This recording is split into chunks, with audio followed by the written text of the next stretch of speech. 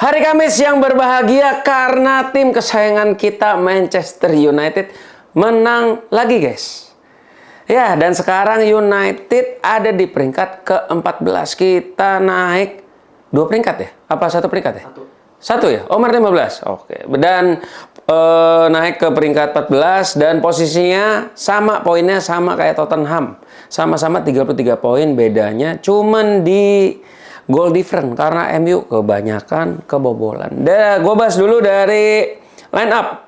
Menurut gue yang diturunkan line up pada pertandingan kali ini ya memang ini ya line up terbaik menurut gue ya. Di kiper ada Andre Onana. Ya suka nggak suka, benci nggak benci ya. Kita memang ya siapa lagi yang main? Nggak mungkin juga kita pasang si Hubert Grasik atau Eli Harrison. Dan di 3 back tengah ada Matthias de Ligt di kanan, di tengahnya Harry Maguire dan Leny Yoro yang hari ini main di back tengah kiri dan ternyata oke juga gitu. Dan back sayap kanan Diogo Dalot, back sayap kiri Patrick Dorgu yang di akhir pertandingan kemarin lawan Everton menurut gue dia mengcover sisi kirinya Manchester United. Melakukan 100% tackle dan yang hari ini tackle-nya tapi kusut. Dan di tengahnya kali ini yang emang terbaik ya gue bilang karena memang dia pasang Bruno dan Ugarte, dan gunanya Bruno di tengah ini ya untuk mengalirkan bola ke depan, dan di depannya ada Alejandro Garnacho, Jose Zirkzee dan Rasmus Højlund. Ya langsung aja.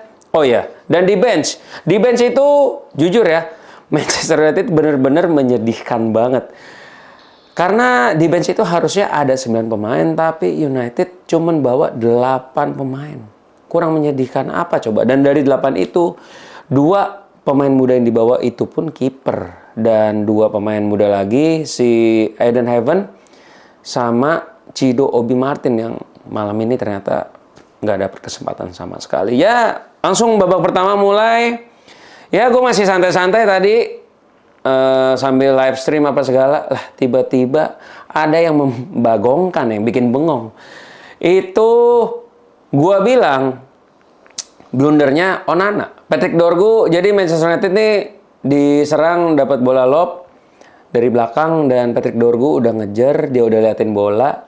Ya insting dia pasti kan oper kiper ya. Dan dia kenapa tendang ke arah gawang karena dia pasti berpikir ada teman gua nih, ada bestie gua nih Onana di sana, tapi ternyata Onana lagi-lagi ya melakukan kebodohan padahal udah beberapa pertandingan terakhir menurut gua mainnya tuh oke. Tapi ya lagi-lagi hari ini jelek lagi. Entahlah, gue bingung. Kayaknya tuh di setiap pertandingan Manchester United ada aja jeleknya. Kayaknya mereka home pimpa kali ya. Pilih-pilih siapa yang hari ini jelek, siapa yang hari ini main bagus. Ya itulah. Dan setelah kebobolan 1-0 agak pusing nonton. Tapi gue lihat United itu hari ini mainnya bolanya ngalir. Bruno diposisikan di depan back. Dia hari ini bermain sebagai pemain tengah dan dalam banget. Dan ternyata bagus gitu loh. Karena kan gimana ya, Manchester United itu kan nggak punya Amad Diallo yang jadi kunciannya Amorim dan kita semua. Karena nggak ada, ya taktiknya gue lihat dirubah sedikit. Bruno Fernandes dengan diposisikan di belakang terlalu deep, dia itu melakukan banyak long pass yang dimana menurut gue long pass saya itu works ternyata. Ya cuman ya emang depannya aja kadang yang nggak bisa nangkep gitu. Lalu di sisi kiri Dorgu beberapa kali crossing juga nggak masuk dan akhirnya Manchester United mencetak gol. Lagi-lagi dari posisi set piece. Posisi set piece kiri Bruno Fernandes mengambil free kick. Maksud hati dia memang mengumpan ke dalam kotak penalti supaya ada kepala temennya yang nyambut, tapi ternyata yang menyambut itu kepala pemain Ipswich sendiri dan akhirnya United bisa mencetak gol lewat on goal dan 1-1. Habis itu nggak lama lagi-lagi dari set piece lagi, kali ini corner. Ya entah kenapa ya, honestly, cialah kalau boleh jujur, kenapa sih?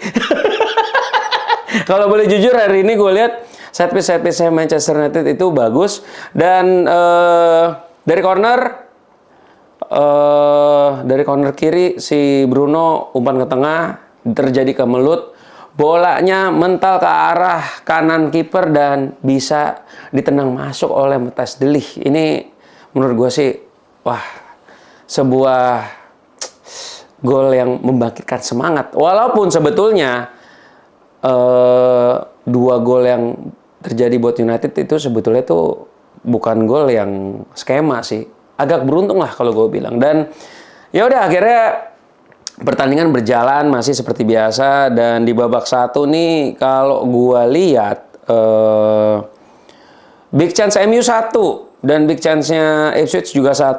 Total tendangannya MU tuh ke gawang di babak 1 itu 8, dan tendangannya Ipswich ke gawang MU 4, dan 4-4-nya di save sama Onana. Ya terlepas dari blundernya, tapi Onana ternyata masih bisa menyelamatkan gawang Manchester United.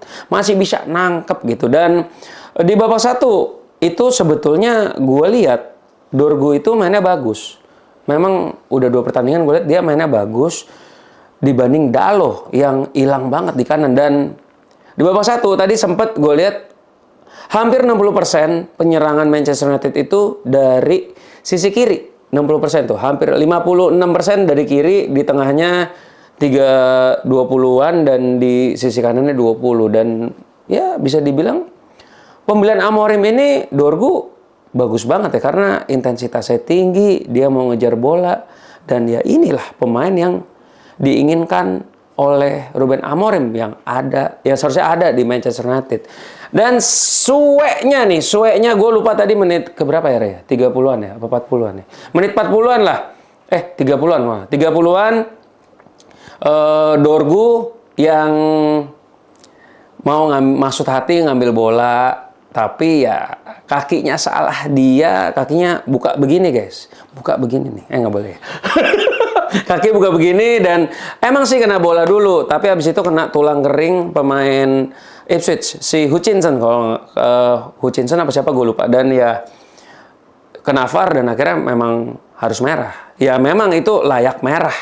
Ya menurut gue sih itu bukan karena Dorgu geblek sih, lebih ke ya suwe aja lah ya. Dan sebel banget sih gue, kenapa ya ada-ada aja udah Onana blunder, terus si Dorgu juga kartu merah, dan akhirnya di penghujung babak 1 United lagi-lagi kebobolan dari crossing ke kotak penalti dari sisi kiri, ya sisi yang ditinggalkan oleh Patrick Dorgu.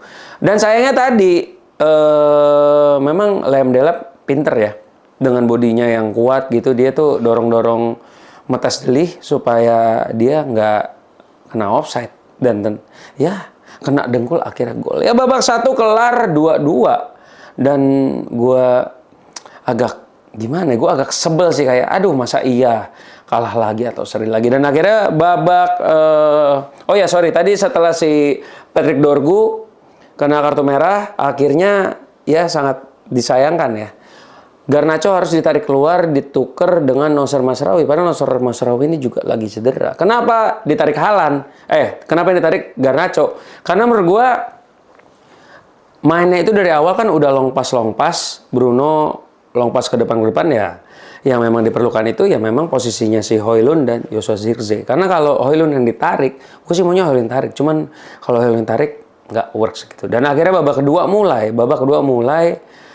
MU langsung menyerang lagi, karena kebetulan Ipswich mainnya itu terbuka banget, dan United pun juga dari babak 1 passing-passingnya itu direct dan banyak yang progresif pas. Sayangnya cuma 1 posisi pemain United itu yang dioper posisinya kurang bagus, dan akhirnya di menit ke 48 ya, berapa tadi Harry Maguire lagi-lagi iya lagi corner lagi buat Manchester United, kayak corner pertama di babak kedua. Lagi-lagi Bruno set piece, dan Harry Maguire clean banget bisa nyundul ke gawang, dan akhirnya skor 3-2. Dan akhirnya setelah gol sampai pertandingan berakhir, ya kebanyakan bola di tengah-tengah aja sih.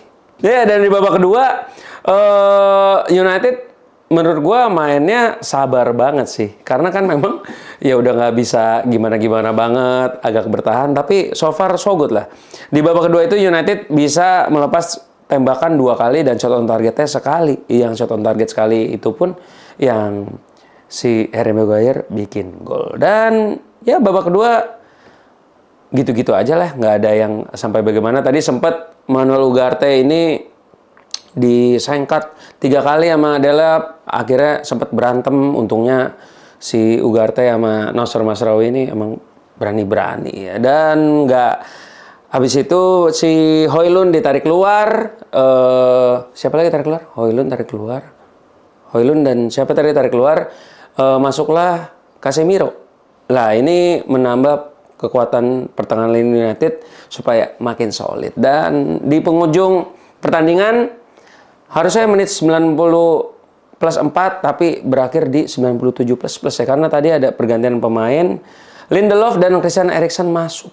Dan ya udah, akhirnya United menang 3-2 dan sekarang kita ada di peringkat ke-14. Yang gue sayangkan itu, kenapa sih United suenya ada aja dan jadinya pemain muda ini nggak dapat kesempatan bermain seperti Cido Obi Martin dan Aiden Heaven. Cuman ya udahlah, emang yang namanya pemain muda itu harusnya have fun, bukan dikasih beban. Kenapa hal-hal kecil kayak begini kita harus bohong? Ya itu review gue tentang Manchester United lawan Ipswich Town hari ini. Tapi overall gue lihat MU mainnya bagus. Entah karena lawan Ipswich, cuman gue melihat permainannya udah bagus. Sekian The United Life Podcast kali ini, kita ketemu lagi lawan Fulham. See you guys.